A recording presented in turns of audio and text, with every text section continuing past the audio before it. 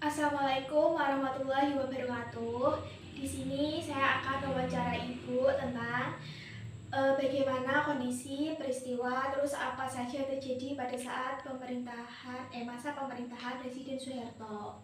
Niku ada beberapa pertanyaan. Ya. Pertanyaan yang pertama, niku peristiwa reformasi 1998 yang terjadi di hampir semua wilayah Indonesia tentu sangat berdampak pada semua segi kehidupan masyarakat,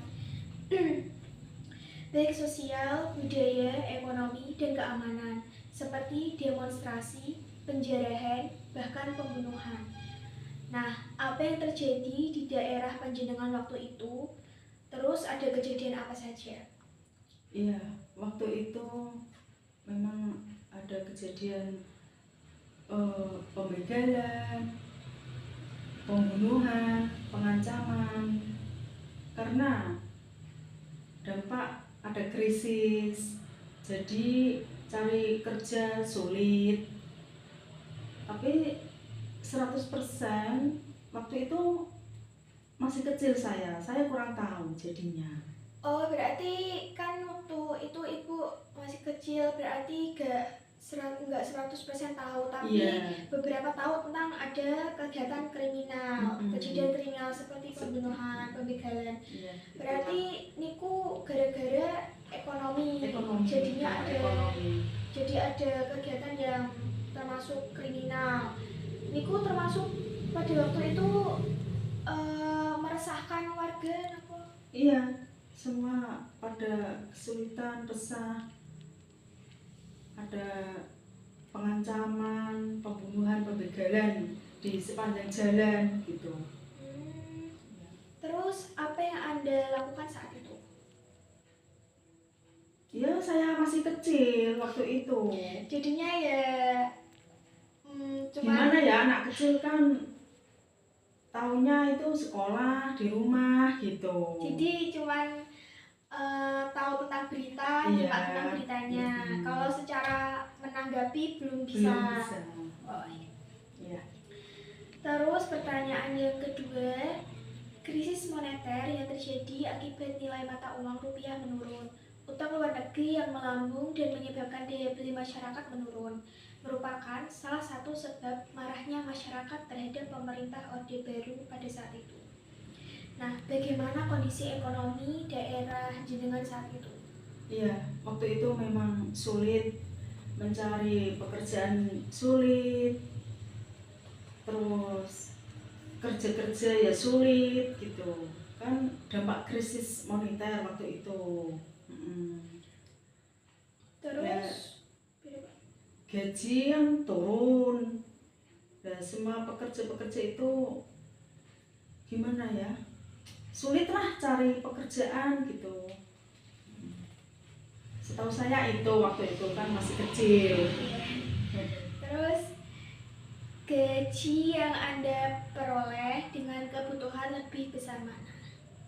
Waktu itu kan masih kecil, saya tidak tahu, kan orang tua yang cari nafkah gitu. Berarti menurut jenengan tentang pandangan orang tua jenengan dulu niku pribadi kayak maksudnya kayak ikut kena dampak atau gimana? Ya tetap kena. Waktu itu kan orang tua ibu tani lah, pekerja tani, buruh tani gitu. Terus lebih besar kebutuhan atau gaji tani pada waktu itu? Ya menurut semua kan dampak krisis moneter, jadi ya harus hemat, berhati-hati dengan kondisi dan keadaan. Cara pengeluaran itu lebih dihati-hati gitu. Berarti mengelola keuangan dengan baik, terus menyesuaikan kondisi ekonomi keuangan pada saat itu. Iya, betul. Nah, bagaimana keadaan ekonomi Jepara secara umum menurut Anda saat itu? Ekspor industri mebel dengan harga dolar jika dirupiahkan akan mendapat keuntungan berlipat. Juga menurun, juga yang punya mebel itu ikut sepi juga. Oh, ikut sepi karena dampak tadi. Sepi juga, semua pekerja itu diberhentikan gitu waktu itu. Soalnya sepi. Ya. Terus tidak ada Ada yang pendapatan. apa itu mengukir, ada yang ya buat apa lemari, kursi gitu di Jepara itu. Waktu itu sulit, semua diberhentikan. Para pekerjanya.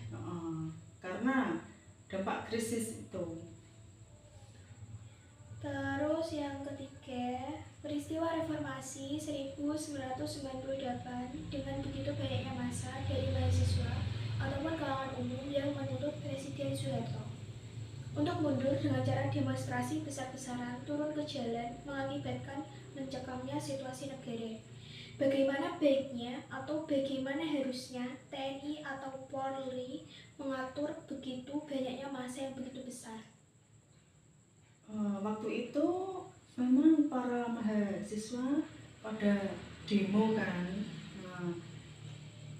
Jadi polisi maupun TNI itu turun ke lapangan untuk mengatasi yang mahasiswa pada demo itu.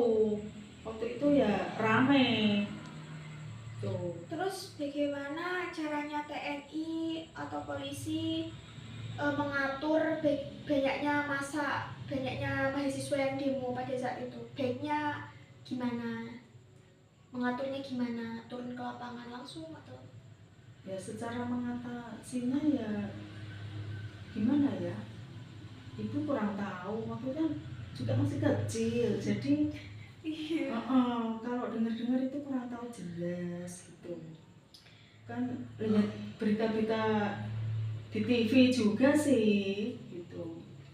Tapi emang polisi atau TNI itu turun langsung ke lapangan untuk mengamankan. Ikut mengamankan. Iya, ikut mengamankan, menjaga keamanan supaya tidak ada terjadi kerusakan atau yang cedera atau gimana lah gitu. Nah, apakah langkah pengamanan dan pengendalian TNI atau Polri saat itu sudah tepat menurut jenengan? Dan siapakah yang bertanggung jawab terhadap kematian beberapa mahasiswa pada saat itu, pada saat demo itu? Siapa yang bertanggung jawab? Ya, gimana ya? Kurang tahu juga. Kurang tahu. Iya. Terus langkah pengamanan dan pengendalian TNI atau Polri saat itu sudah tepat atau belum menurut jenengan? Ya sudah tepat lah, kan itu sudah tugasnya.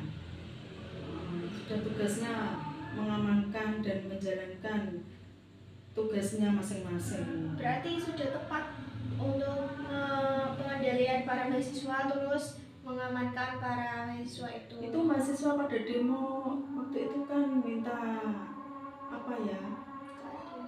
Keadilan, minta kembali normal semula, mungkin gitu. Soalnya kan saat itu juga masih kecil. Iya, masih kecil, ibu masih kecil. Yang terakhir, ya. Dari beberapa presiden yang pernah menjabat memimpin Indonesia tentu memiliki kelebihan dan kekurangan. Dan dari pengalaman atau cerita yang jenengan lalui, siapa presiden yang menurut Anda terbaik di antara yang terbaik? Apa alasan jenengan? Presiden yang terbaik menurut jenengan? Waktu itu kan kalau Pak Soeharto itu kayaknya baik-baik saja. Dari sebelumnya. Gimana ya? Semua itu pasti punya hutang gitu kan, setiap ganti presiden itu mesti tetap punya hutang dari negara lain. Nah, setahu saya waktu Pak Harto menjabat sebelum krisis moneter itu baik-baik saja gitu. Tapi selanjutnya Bapak Presiden selanjutnya pasti ada hutang dari negara-negara lain, pasti ada. Nah, tapi kan jenengan kan ibu waktu itu jenengan kan masih kecil. Iya. Bahkan masa-masa pemerintahan Presiden Soeharto jenengan kurang tahu. Berarti jenengan itu mulai tahu, mulai bisa merasakan tentang masa-masa kepemerintahan presiden itu mulai dari siapa? Dari siapa ya? Kami di sini kan sebagai Dari maksudnya kayak dari Bu Megawati, entah oh itu. Ya gimana ya? waktu itu mulai merasakan Indonesia apa? mulai merasakan maksudnya apa ya? Kan kalau waktu masa pemerintahan Soeharto kan masih kecil, jadi kayak kurang ngerti lah. Kayak Soeharto tuh Ya, asli Bapak Presiden selanjutnya ya gitu aja lah. Saya rasakan ya baik-baik gitu. ya berarti dari beberapa presiden dari pertama sampai sekarang yang paling enak yang menguntungkan menurut jenengan itu siapa? Siapa ya? Kalau bukan kerja sendiri kan ya gimana? Ya kalau Pak Jokowi itu kan dibuatkan dari jalan tol, lebih mudah kalau untuk yang pengusaha-pengusaha kalau bepergian gitu. Berarti lebih menguntungkan dan Iya menguntungkan. berarti jenengan lebih condong yang Anda rasakan menguntungkan ke masa pemerintahan Pak Jokowi. Iya. Ya gitulah. Terus kalau masa pemerintahan Pak Prabowo pada saat ini yang jenengan rasakan bagaimana? Apakah udah baik atau lebih baik dari sebelumnya? Ya mungkin ada perubahan ya karena ada yang misalnya korupsi itu kan sudah ditangkap, semua ditangkap gitu kan. Berarti ada kemajuan. Ada kemajuan, ada perubahan gitu. Berarti menurut Anda masa ke pemerintahan Pak Prabowo ini juga mulai berkembang baik. Mulai berkembang baik. Lebih baik. Berarti, semoga kedepannya lebih baik semua. Iya. Berarti dari presiden 1 sampai sekarang itu jenengan lebih condong yang menguntungkan ke Pak Jokowi. Ya, karena ada itu kemajuan jalan tol dibangun gitu. Terus juga ada kayak bantuan. Ada bantuan orang yang tidak mampu. Ya, anak-anak pelajar dapat apa itu? Bantuan juga. Sampun cukup. Sekian wawancara saya ke jenengan tentang masa-masa ke pemerintahan Presiden Soeharto. Iya. Saya tutup. Terima kasih. Wassalamualaikum warahmatullahi wabarakatuh.